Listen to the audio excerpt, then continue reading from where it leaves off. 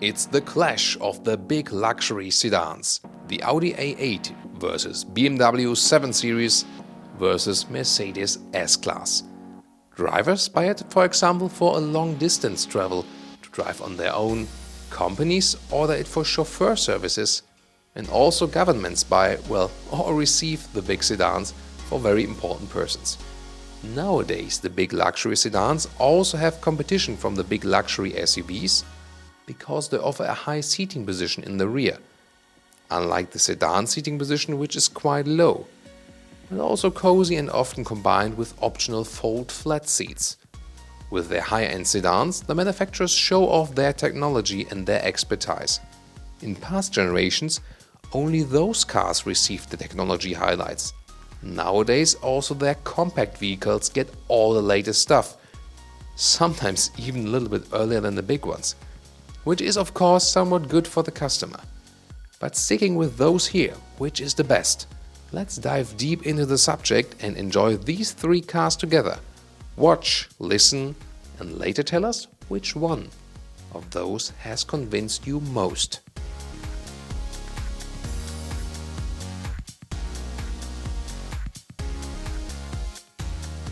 The recent update of the BMW 7 Series. Let's go.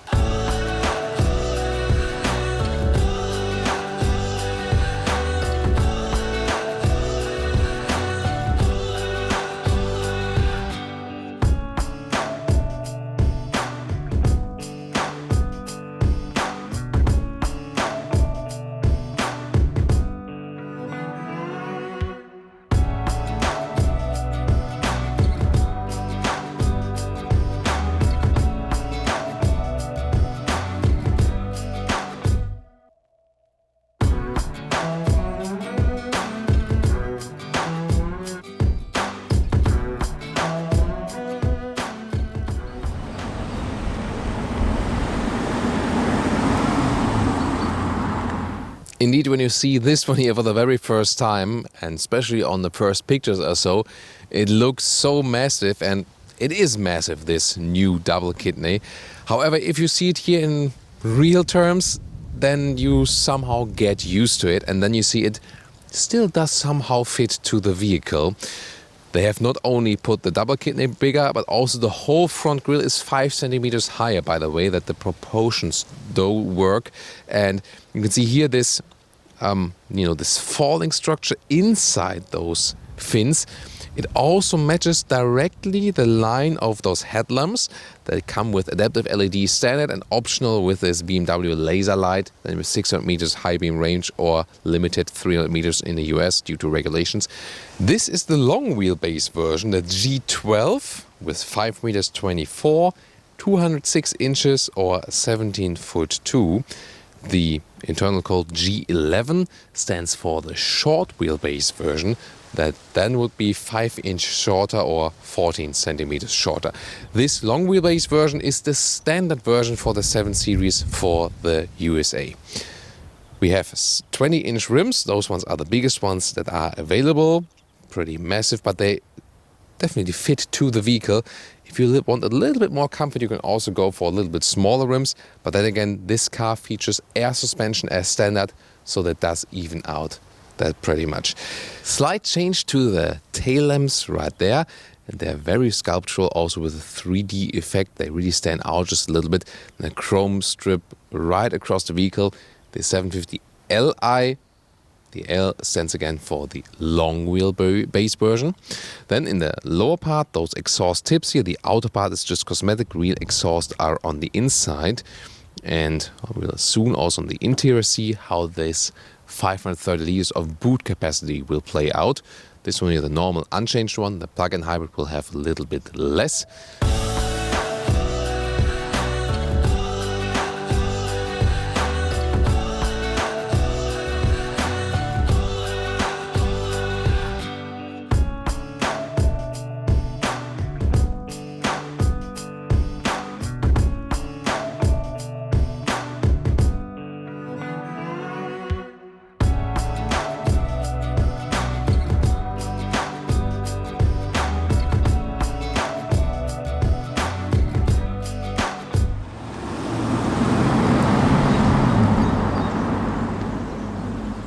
The advantage of this big computer, like here I always call it that way, you can see if the windows are closed, if the doors are closed and so on, the range.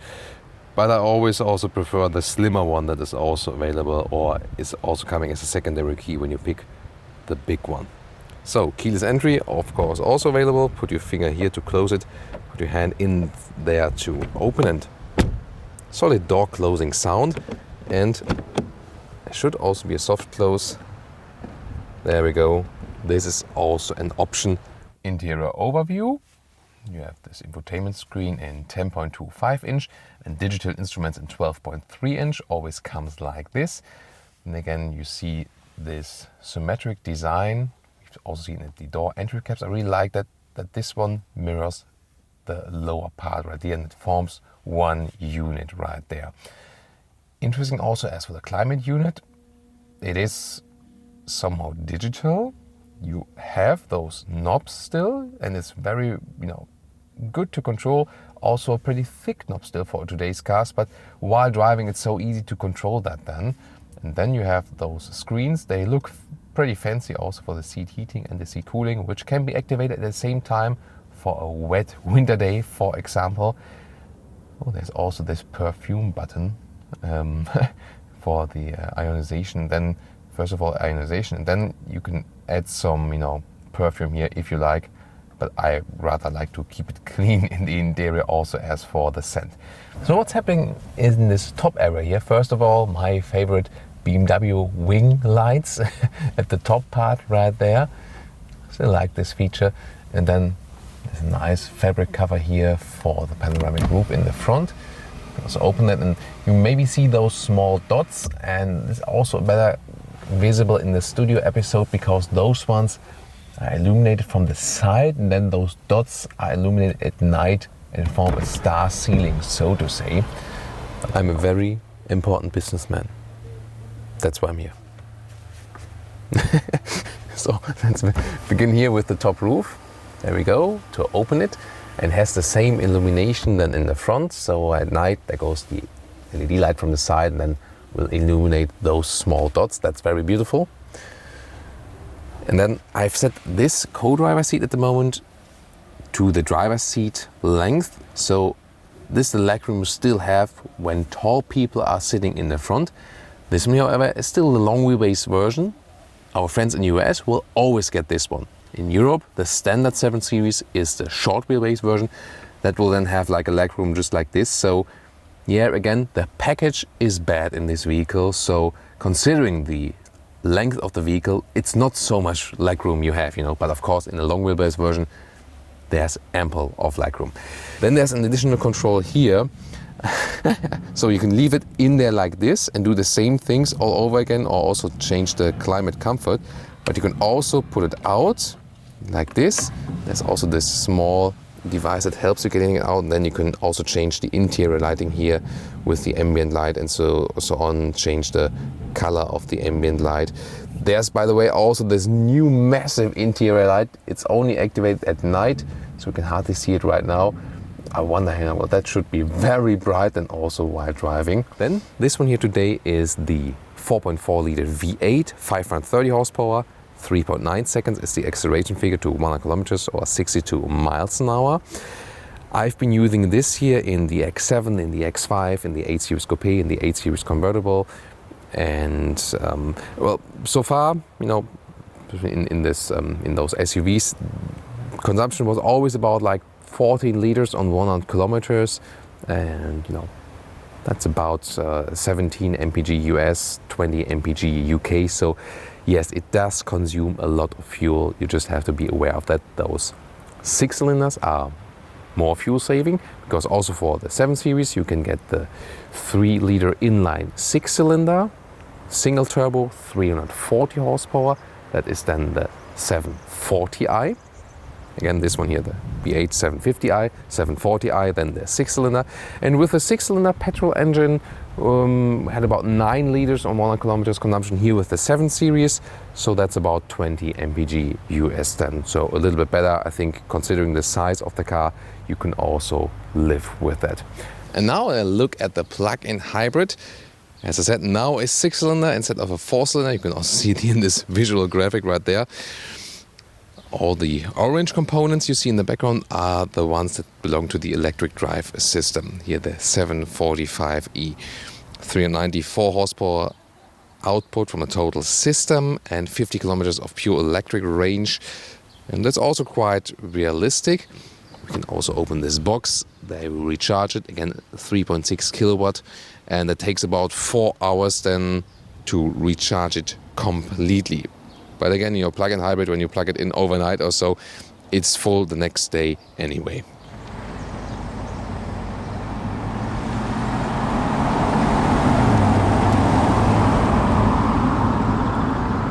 So let's imagine just I'm going into this, we shouldn't imagine it, I'm going into this basement garage. I already activate the camera system. So I see, for example, I have the front camera. I can also, actually I want to see the factory view from above. So I go to reverse gear first, then I see it. So now I go to the normal drive gear again, so I can see left and right and I don't damage those wheels. Those big sedans have the disadvantage that you don't have the best overview of where exactly the wheels are ending. So you have to be aware of that. So now I go into here and first of all is fine. And suddenly, oh, there's a BMW 3 Series blocking my way and there's no way I can turn around. So what do I do now? And put in reverse gear, and it would be quite a hassle to go backwards here out of this basement garage ramp now for me. So, but if I have this option, I can go for the reversing assistant. By the way, you can also see the ambient lighting now a little bit better when it's dark. Reversing assistant. And now the car takes over the steering wheel. Also see those blue LEDs flashing here now. And I just go off the brake a little bit and then I can actually adjust the speed by that. And now the car remembered the last few meters I was going, in here and steers back the very same way I was going in front.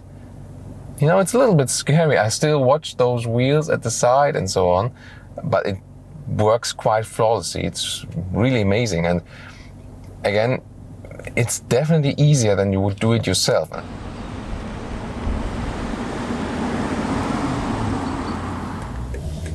Here we go. This one here, the hump in the road, and wow, this air suspension is evening that out really very well. I love that air suspension setup here. Even if there are some fierce potholes in the road, I was driving around a little bit and then I didn't realize there was a pothole and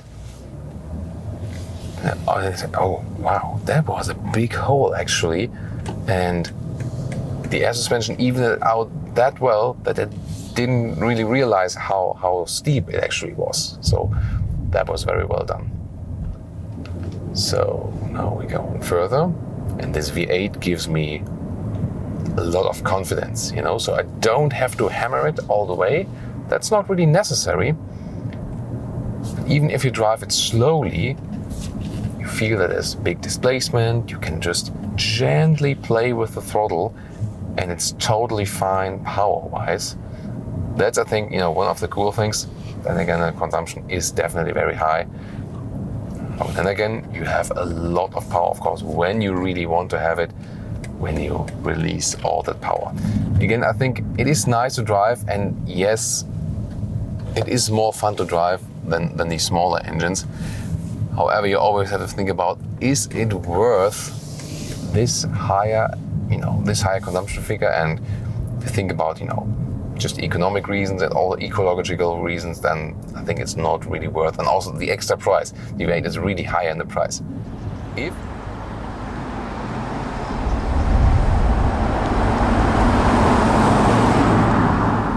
And now we drive the hybrid, the plug-in hybrid. And as you can hear, you hear nothing. So this is also one of the biggest advantages. You just start silently and thinking of, your neighborhood in the morning or so. That's pretty cool.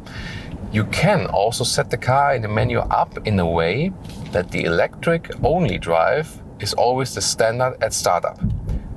It's not the real standard from Works. That would be the hybrid drive, but you can just change it in the menu. And I think I would definitely do that. So if I would go for the plug-in hybrid, I always want to start pure electric. You can, accelerate, significantly, and you can also press the throttle a little bit further and you still stay in the electric mode. And it still gives you some decent acceleration. So that's totally fine. And only if you surpass this point where you feel it really in your foot, where there's some resistance in the throttle and then you would get to the combustion engine mode.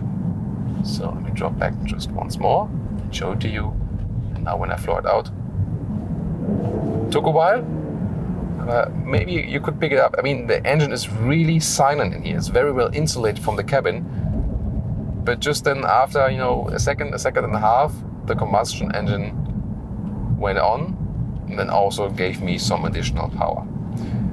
And let's just see when we are in the hybrid mode, now also in way up, and now for example I did not have to floor it out. Already like quarter to halfway of the throttle input, the combustion engine set in. And that's all the things they tune with the software nowadays. I think it's good that you have the choice here as a driver, and sometimes those driving modes are really complicated. If you have like 5, 6, 7 different driving modes, like battery hold there, battery charge half, battery charge full, whatever. I think it's good when you have like this one EV mode and then the hybrid mode, and that's it. There are some more possibilities here. For example, this battery control mode. This is then that the battery loading is being kept that way, and the reason for that is you might think about you're on a motorway and you say, oh, I'm approaching this city where they have the new emissions law that you can only enter with electric vehicles. Let's just imagine that. Or, London would be an example where already something like this is happening, where certain vehicles are more cost intensive than others to use. Then you might say, you save the electric drive for later. That's not really the efficient way to do that, but that might be needed. Or you want to say, I don't want to wake up my neighbors. I'm going to go golfing with them tomorrow, so I don't want to have them hating on me. So you maybe pass their houses a little bit more silently. That would maybe be another argument.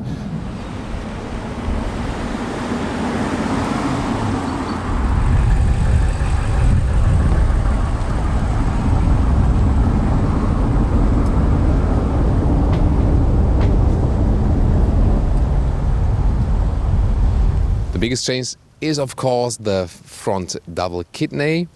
Really in a big style, you can argue about that.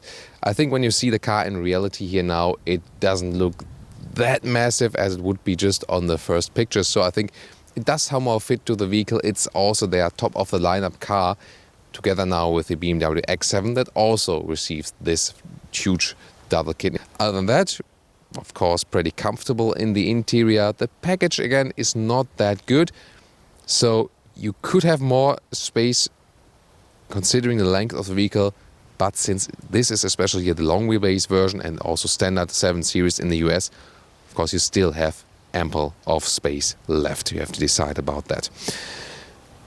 The only thing they lack is more animal-friendly materials in the interior. As for driving, the V8 is sure a pleasure to drive, but the consumption is very high. The new plug-in hybrid would be an alternative. I think the 3-liter 6-cylinder is also a little bit more fitting. It's more right sizing also together here for this size of the vehicle together with the plug-in hybrid, and it's also a pretty good engine overall. Interesting with the new added range. So this could be an alternative for someone who has the charging possibility at home or at work or both and can do the daily commuting than pure electric. And also if you don't need so much trunk space, because the plug-in hybrid definitely limits the height there in the trunk. So what do you think?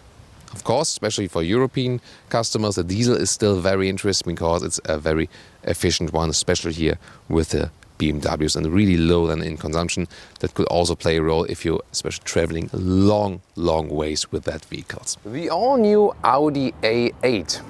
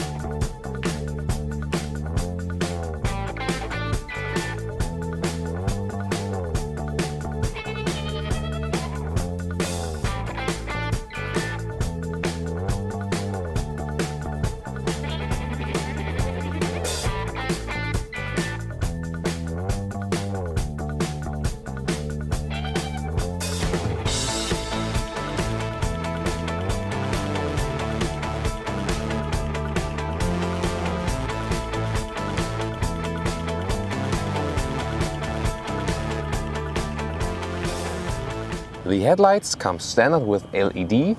Those ones here are the optional, then you get the matrix LED. And the top one would be the laser light. This one here is the top spec. And everything you can see here is so sharply designed.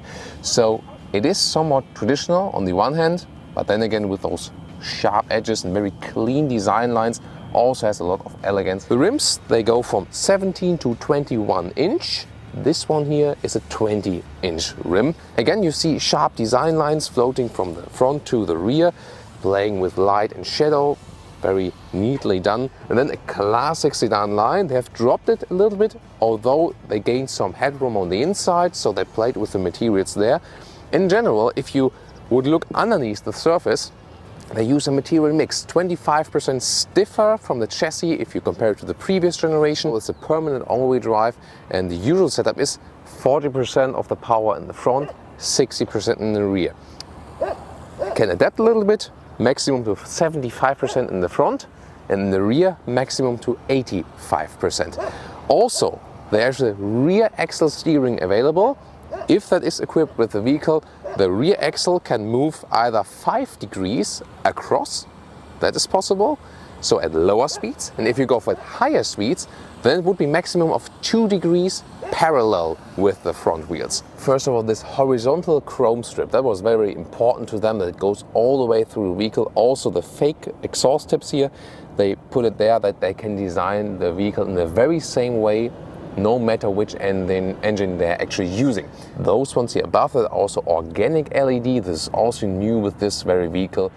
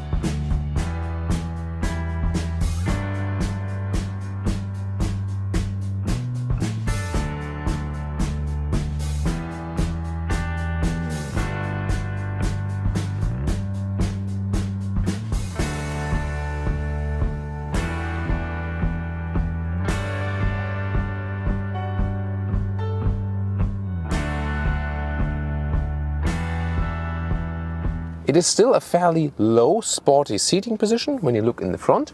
It's also really spacious and a lot of headroom still left.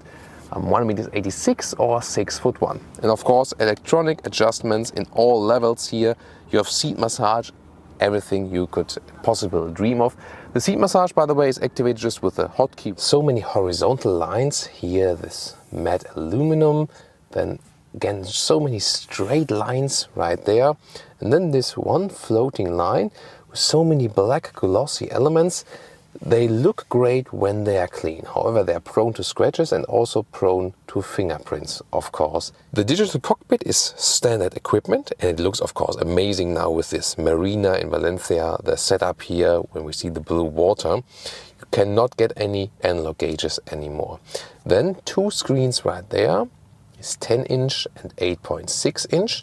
The upper one is still for the infotainment system, and the lower one is, let's say, a little bit more adaptive. Usually it remains here in this climate control setup, where you can still use it, and the difference is also the lower one has a haptical feedback and also this clicking sound. So you get somewhat feedback in your finger and also acoustically, where the upper one is just a normal glass screen. So this middle armrest, pretty massive. You can put it a little bit higher as it is here right now. It's a very interesting mechanism. So you can put it backwards here just a little bit and it moves lower at the very same time. And then you can also open it, but both sides individually. I let the seat, as I would be driving, there's still so much room then for my knees. It would also work in the non-long wheelbase version. However, you have more flexibility here. And the size is standard 505 liters. You know, at some point this classic sedan building form also has its disadvantages. And that is, of course, here with the overall quite limited trunk. On the petrol and on the diesel side, there's either a 3-liter 6-cylinder or a 4-liter 8-cylinder, and the petrol will also get the 6-liter 12-cylinder. So this one here, the 3-liter 6-cylinder, 340 horsepower, and this one is the one that will later also come as a plug-in hybrid with 449 horsepower and acceleration 4.9 seconds to 150 kilometers, just approximately of electric range. And then the 4-liter 8-cylinder will have 460 horsepower, and the 12-cylinder will have 585 horsepower. And the diesels, the 3-liter one, 286, and the 4-liter, 433 horsepower. So if you look to the rear, there's a slim back mirror, and also the rear window. It doesn't have the best overview. That's a disadvantage. Also looking to the sides, those pillars are really blocking your view. So this is also a car where you rather rely on those assistance systems. If you don't have them, maybe really not the best. Now driving on the motorway, 120 kilometers an hour, and the road is really very rough. And considering that, it's still super silent in the vehicle and really floating with the air suspension. That's so super comfortable. So the A8 is really also a king of serenity. At the same time, it is also somewhat sporty because the steering wheel reacts very well. It feels sportier than some way smaller vehicles actually. And this is due to this progressive steering, which does not have any dead zone. You can really have a good connection from driver, car and the road. And also you don't have to turn the steering wheel that much. But overall, I think still a great, fun luxury sedan. So much effort, so much technology went in this vehicle. But as I said, for some other features, when looking at them in detail, it's not that, for me personally, I would say I do embrace every single feature, because what I do also embrace is simplicity. You know, making it easy for the customer. And one thing is for sure, this car here is exactly the opposite of simplicity. When I want to score as little consumption as possible, 8 liters on 100 kilometers is possible. Motorway, cruise control, the minimum consumption. But let's also do some acceleration and see what the power you have. Plop, that was 80 to 100. Let's put in the sport mode. You see the S gauges then the RPMs are turned up higher. Car shifts up later and down earlier again. And you can also stress test with a drive select and then put in the dynamic mode. Then it automatically goes also into this S shifting mode and also stiffens up the suspension. So let's do some acceleration from 60. Let's go.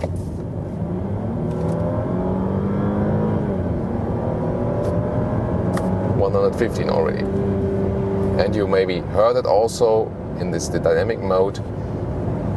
It's a little bit harsher. And now to our conclusion for today, the all-new generation of the Audi A8.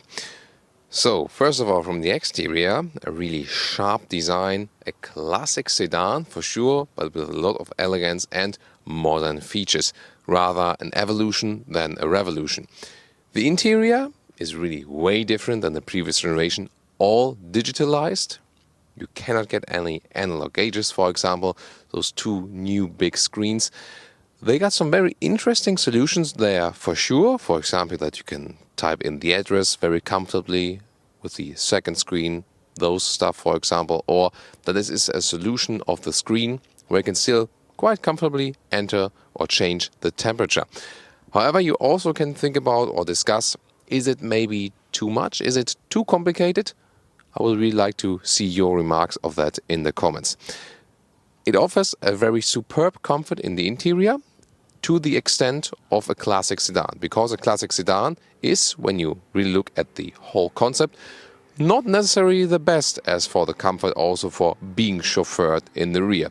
But they, from the very traditional concept, took the best and really got the most comfortable seats there are. Seating surface-wise, really a dinosaur. They are ignoring everything the other manufacturers are doing and also what customers demand. There are a lot of customers out there who have good money but still want to have sustainable solution and want to combine sustainability with luxury, and Audi is so far majorly ignoring this trend. Driving-wise, very sovereign car. What a ride with the air suspension. Still, it's a very sporty ride, also if you compare it to other big luxury sedans, even in the base models, even if it's not a super sporty model, for example. So also if you compare it to other big luxury sedans like a Mercedes S-Class, where you would rather need the AMG model to have a very sporty ride, this one here already combines a sporty and both a comfortable ride in the normal variants. You don't really feel a difference when you drive the A8 or A8L, especially if you have this rear axle steering. You still got a very dynamic riding impression, and also the turning circle can be reduced. And so much technology they have put in the car. Very impressive for sure. And that's the other major aspect about this vehicle. It is so fully packed of technologies. If you think about the 48-volt board net, but at the same time has a 12-volt board net. Then, ignoring the animal skin issue. And then you have to think about, why are they doing that? So this car here is actually a dinosaur, full of tradition, full also of things that belong to the past. And then again, so much technology stuff that is some way ahead of the competition, that is in some parts really astonishing, really great. And you can also discuss, at some point, is it too much? Is it over-engineered? And it is for sure a very interesting car, because you really have, this wide span of something totally old-fashioned and something entirely new. So how about an S-Class AMG? Let's take a look.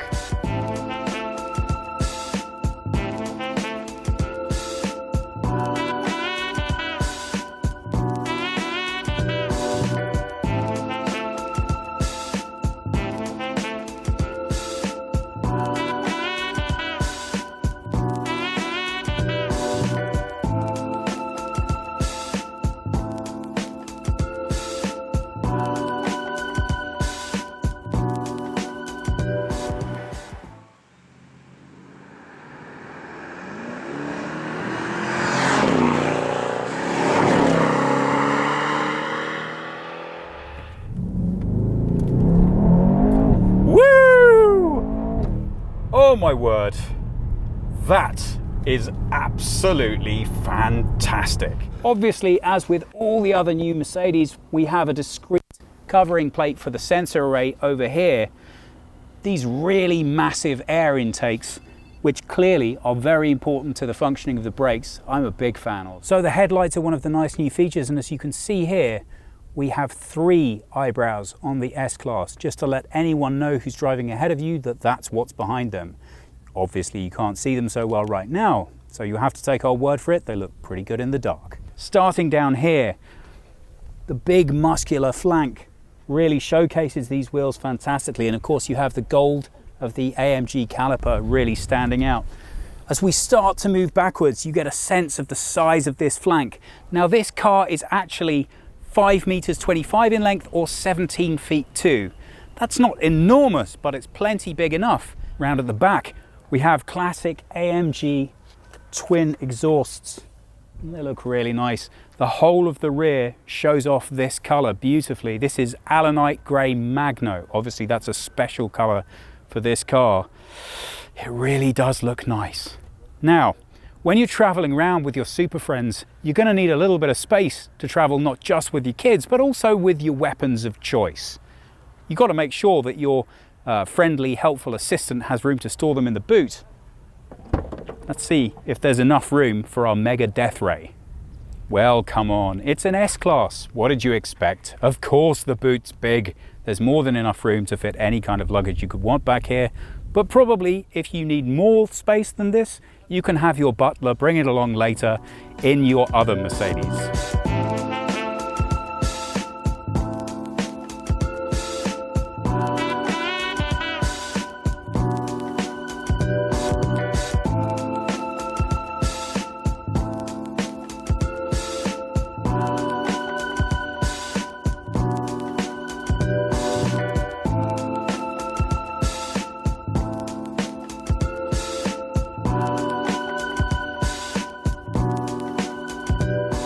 So now let's take a look inside. Of course, we'll start with the key, which, as you would expect, is a nice piece of design. You're going to feel very happy to have that in your pocket.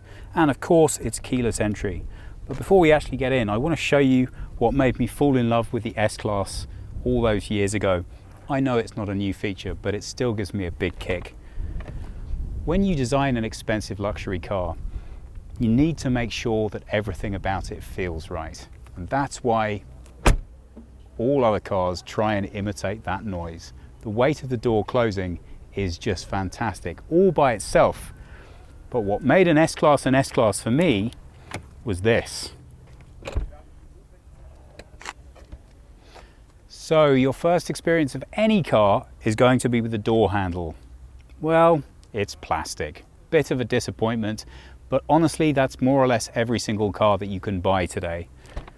When you open the door up, well, initial impressions certainly don't disappoint. It looks sophisticated, elegant, and stylish. Exactly what you would wish for. So, here we are sitting in the S-Class. Now, just for perspective, I'm 1.78 m or 5'10" in height, but with a long torso, and you could more or less fit about 5 more inches above my head and still have room to spare. Now, the reason I want to talk about the seats and the interior is that Mercedes explained to us that what they wanted to do was to design the best car. That's it, period, the end, the best car. So it comes as a little bit of a disappointment to learn that the only available option for the S-Class is leather seating. That really is only because leather isn't produced in a way that's sustainable, and no manufacturer is really paying the cost of what it actually costs to produce that leather.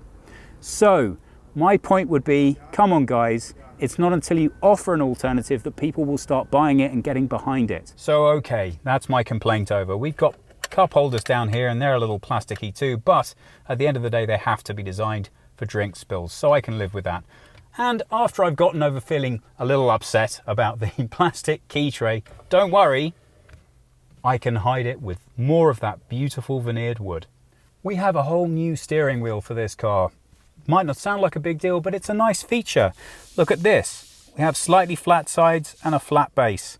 Nicely integrated controls across the face, which means they don't look cluttered. And because you're going to be touching them an awful lot, I'm very happy to see that they feel nice and they've been made out of brushed aluminium, I think. Now, the controls here, we have track pads on both the left and right sides. That's only one of 3 different ways that we can control the infotainment system here, but it's great that they've put in the thought about the fact that some of the users might be right or left-handed and allowed you flexibility with both. We have controls for the cruise control, we have a speed limiter, you can set distance, you can look at your home page, you can talk to the car, that's this function here, more on that a little later on. You can make phone calls, and of course you can adjust the volume on the stereo. You can do more or less everything from the steering wheel, but what I like about it is that it's not cluttered and it's still kept intuitive. What you're looking at currently are 2 screens in parallel, both over 12 inches in diameter. Mercedes have made a decision going forwards that for now at least, they don't want to integrate touch technology. So you may be seeing a lot of these with some fingerprints on from people just figuring that out. They've decided that what they like is the clean aesthetic of having everything in eyeline, where obviously it wouldn't be the easiest to interact with it using your hands. But there are 3 different options, or 4 actually, if you want to interact with your system. You have controls over here that will allow you to make selections. Down below, which we'll show you in a minute, or even immediately, we have what effectively is a touch mouse, and then we have a jog wheel below that, which you can use to access the system. We have a nice storage area for a phone with inductive charging. It's got a little rubber mat here in order to not have any friction between your phone. So you remember my 5'10" or 178 centimeters? Well, not posing much of a problem back here, but I do feel a little bit like I'm lying down. Of course, Mercedes have thought of that one. The rear seats in this car are of course fully adjustable, But they're not just done at the base. If I decide that my legs are feeling a bit tired, well, this takes a little bit of time and it makes a little bit of noise, but eventually you'll see that I have a footrest. Now the seat in front is set for Jonas, so he's a little taller than me, the seat's a bit further back, but you can see that still I have enough space to make that a really fairly comfortable experience. I'll put that back down now. You can see as you look behind the seats that we have ambient lighting back here as well, and that's a nice touch. And of course, because we're going to be traveling around with our celebrity friends, it's important to know that we can have privacy. So let's put up some electric blinds. Both of the rear doors feature this, and the back window as well. So next time you're out for a date with Beyonce, no one will know. Wait, do you want people to know? Of course, if you're traveling back here, you're going to need to know that you're looking perfect. Ugh, sweaty. But we have two nice vanity mirrors, nicely finished with the same fabric back here for both of the passengers.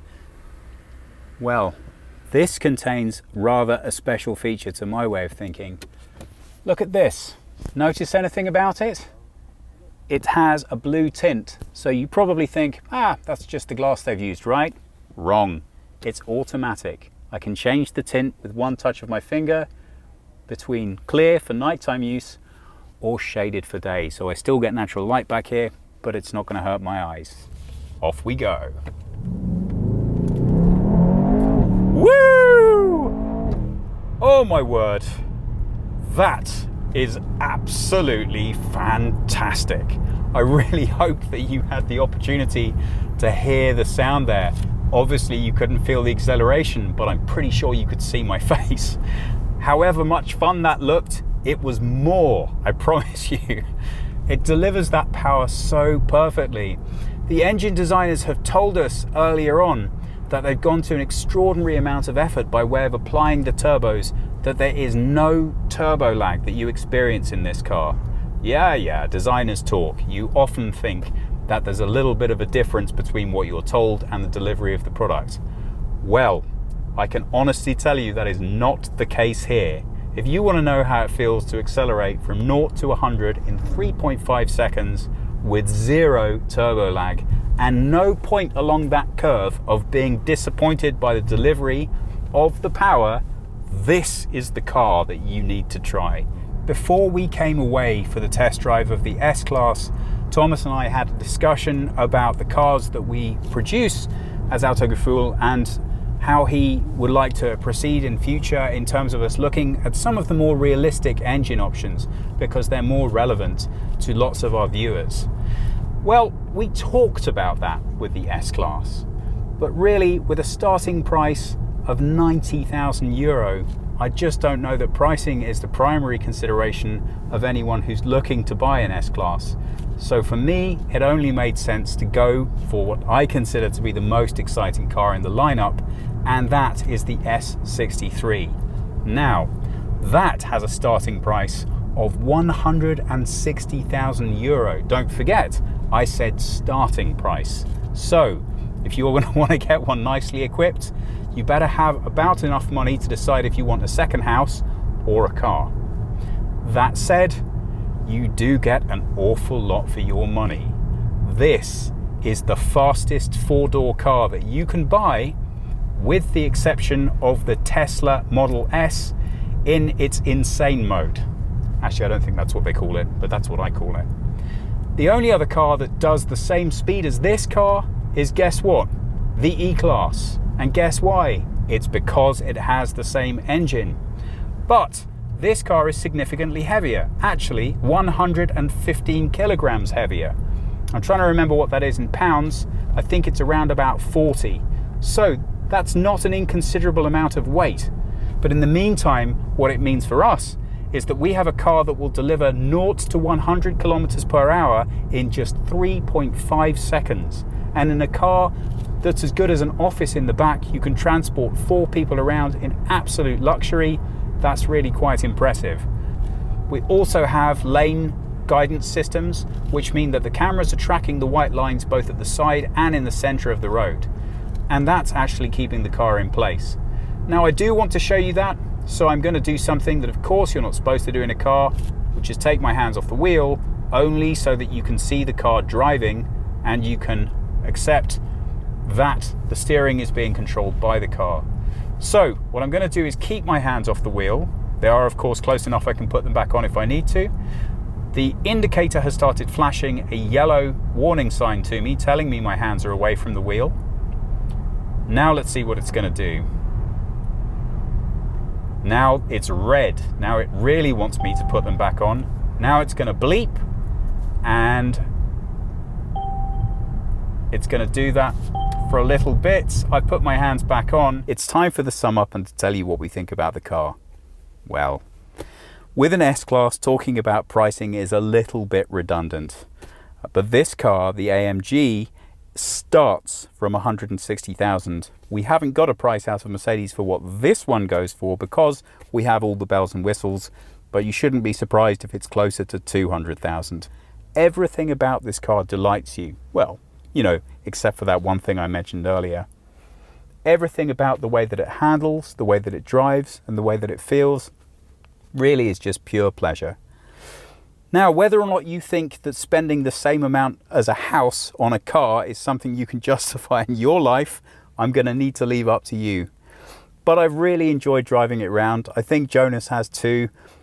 And I think we can both say that it's been a very good experience. If we have the opportunity ever to have one, maybe if they have a spare one lying around, I don't think we'd complain. And now to our conclusion. The Audi A8 is the newest from those three, and we realize that because it has the latest chip technology on board, capable of elaborate assistance systems. The build quality is extraordinary and the design is very clean on exterior and interior. The seat form is the best of all three, delivering the best comfort. The drive is also totally effortless. With rear axle steering, the Audi A8 also drives like a smaller car, even in the A8L, the long version. The BMW 7 Series was recently renewed with a facelift, getting this huge front double kidney. The 7 Series still delivers good driving fun and also offers nice technology highlights like the rear driving assistant, where it just takes you autonomously the way back you drove in, for example when you realize that you don't fit into a narrow street or parking surrounding. The update on the infotainment system now also allows good voice input. The interior styling is somewhat the most conservative, but also easy to control, especially while driving. The best user interface for us in the test. The new plug-in hybrid is a great addition to the engine lineup. The Mercedes S-Class is platform-wise the oldest of those three, and you somewhat realize that, for example, by the infotainment software. Design-wise, Mercedes is as quite often the most central one, with the most floating design lines both on exterior and interior. As for the ride, Mercedes always sets the softest ride, well, maybe not exactly in the AMG version we tested here, but for sure in the base air suspension ride. And where does that lead us? All three manufacturers have done more and more to get the drivetrains more efficient in this segment, but still lack more sustainable interior materials. For sure, the buying choice is also a personal preference, since all three cars are built on a very high level and they are all super expensive. If we take everything into account, somehow the BMW 7 Series and the Mercedes S-Class are more characterful and easier gather an own fan group. But it seems that at the moment, just looking at the factual side, and especially how the car handles, Audi leads it with the Audi A8. So what's your take? Vote with the small I symbol in the upper right corner in the video overlay and leave us your comments below why you picked a certain favorite. It's been a pleasure to have you here with us.